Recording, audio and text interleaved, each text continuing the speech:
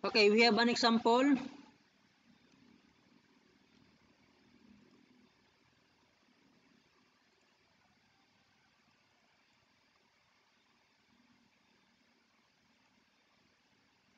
Sample number 1, isobaric or constant pressure. A 2 kg of air is heated in a cylinder from 25 to 300 degrees Celsius at constant pressure of 150 kilopascal. So siya ay uminit.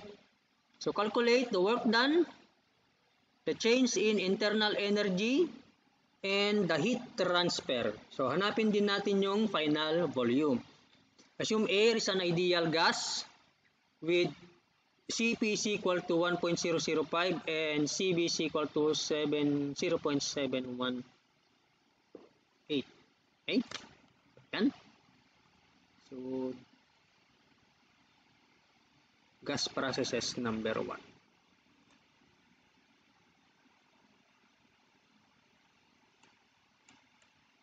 Okay, so ito yung PV diagram natin. Kung mapapansin natin, siya ay pa-right, no? Ayan, pa-right. Kasi nga, okay, sa TS diagram natin, kapag tataas yung temperature sa constant pressure, di ba? Balikan natin yung ating TS diagram.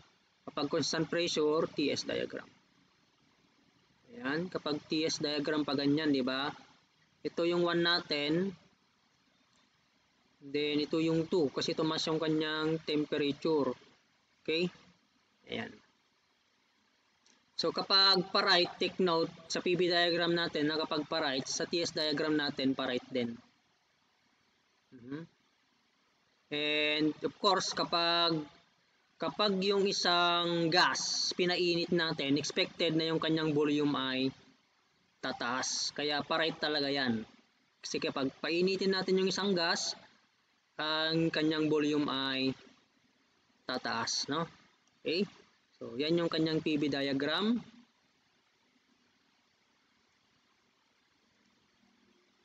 So, hanapin natin ang work done. Di ba ang work done natin is equal to the area under the curve. Ayan. So, ang work is equal to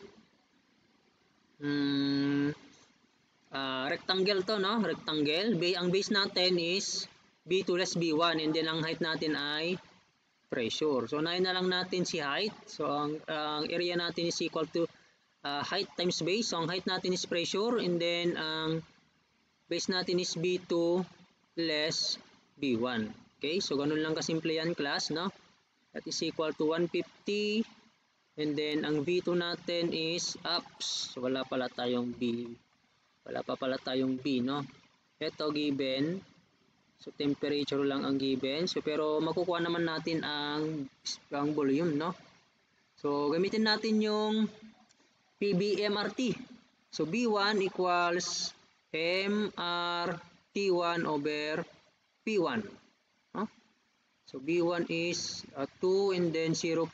Air ito, 28708. Tama ba?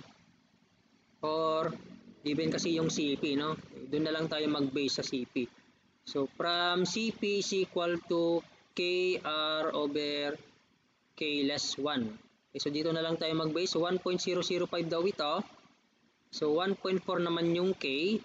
And then, ito yung R. And then, K less 1 is 0.4. So, check natin kung ano yung R. That is equal to 1.005 times 0.4 divided by 1.4. 0.2871. So, yung R. 2871. So, kilojoule per kilogram Kelvin, no?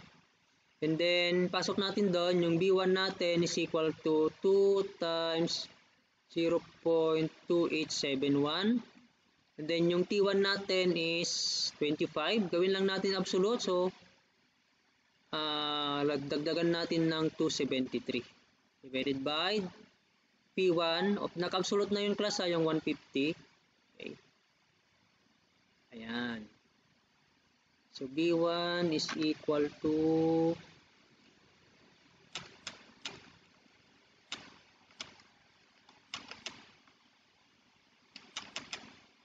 1.1407. Ayan. Okay.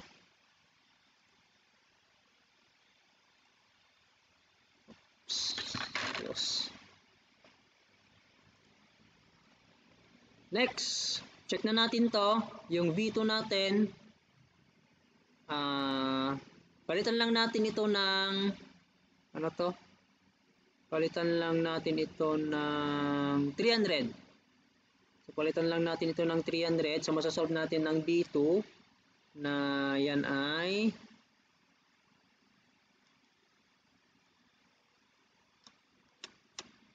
2.1934 cubic meter. Ayan, so kompleto na, masosolve na natin ang work. 150 kilonewton per meter square, and then 2.1934 less 1.1407 cubic meter. Mawawala yon, ito buo mawawala. So this is equal to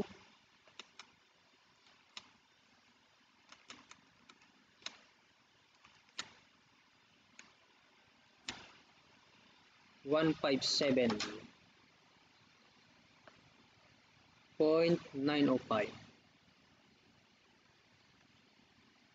So kilonewton meter or kilojoule na yan kapag work. Okay.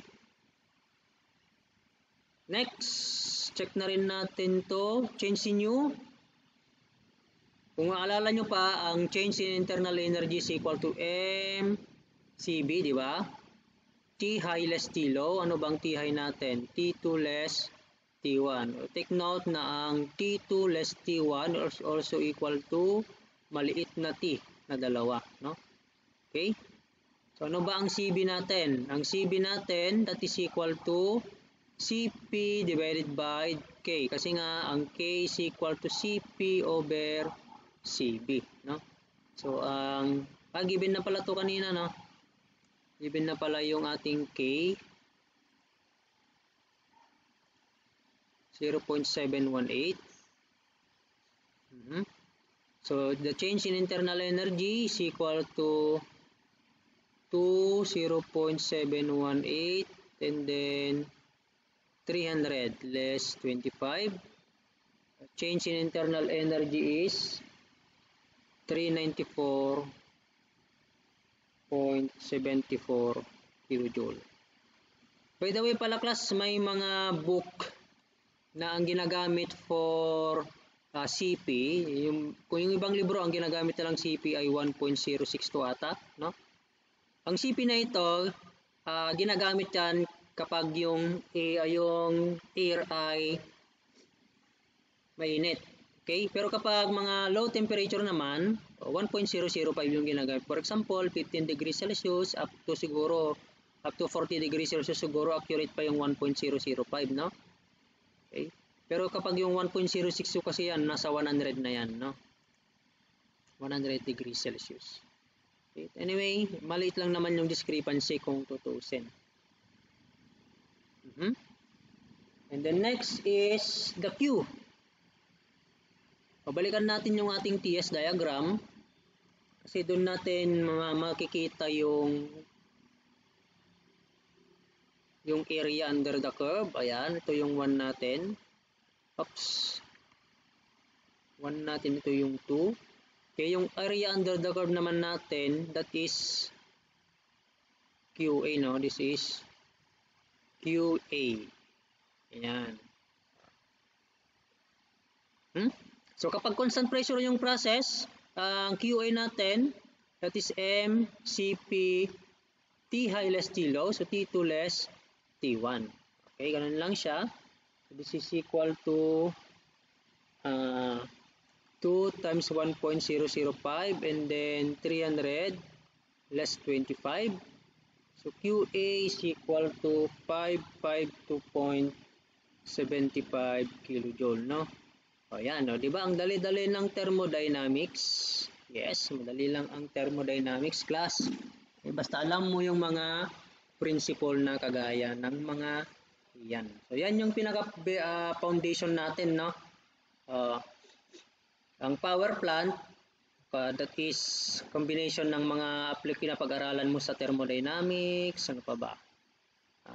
Heat transfer, combustion, fluid mechanics, fluid machinery, no? Okay? Next problem, constant volume naman. A rigid tank contains 5 kg of nitrogen gas at 100 kilopascal and 300 Kelvin. Heat is added until the temperature reaches 500 Kelvin. So calculate the heat transfer, the final pressure, the change in internal energy, okay? And then binigay yung kanyang CB 0.743. Ayan. Gas process number 2. Okay, so ganito yung PV diagram natin. So bakit kaya pataas yung PV diagram natin? Okay? Kasi nga, kung titignan natin yung temperature to tumaas. And kapag ang isang gas at constant volume, kapag painitin natin yung isang gas, yung pressure niya ay tataas. Yun yung mga principle na kailangan ninyong tandaan, no? Okay. So Q, ang Q natin kapag constant volume yung process is equal to mCB, so T2 less T1. Okay? So Q is equal to 5. Ang CB binigay 0.743. 500 less 300. Okay? So ang Q dito is equal to ano na to? 743 kilojoule. Ayan. Okay. Next, how about yung P2? Paano kaya yung P2?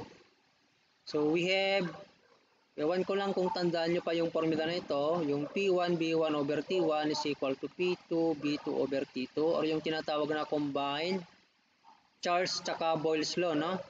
Okay? Cancel natin to kasi constant naman yan. So ang mangyayari, ang P2 natin is equal to P1 and then ratio ng T2 tsaka T1. So given ba yung pressure dito? Yes, 100. So 500 over 300. So yung P2 is 166.67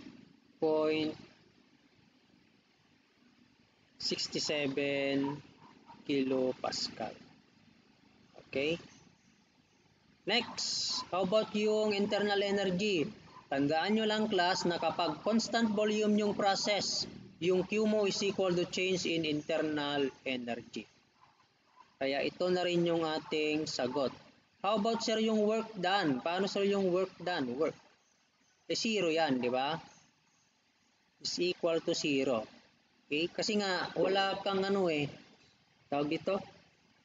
Hindi yung cylinder or yung piston, for example, mag-draw tayo, no? Mag-draw tayo, ito. And then, meron kang force dito. Ayan. Then another piston. Meron kang force dito. And then ito, for example, nagalaw. Napunta dito. Tawagin natin na X. Diba? Ang work, kung babalikan natin yung work natin, that is equal to force times distance x. Ito, merong work na nagawa. Pero ito, wala. Kasi yung rigid daw yung kumbaga, hindi mo magagalaw to, naka-fix. So work done is equal to 0. Kasi hindi mo napagalaw, di ba? O kung halimbawa ikaw,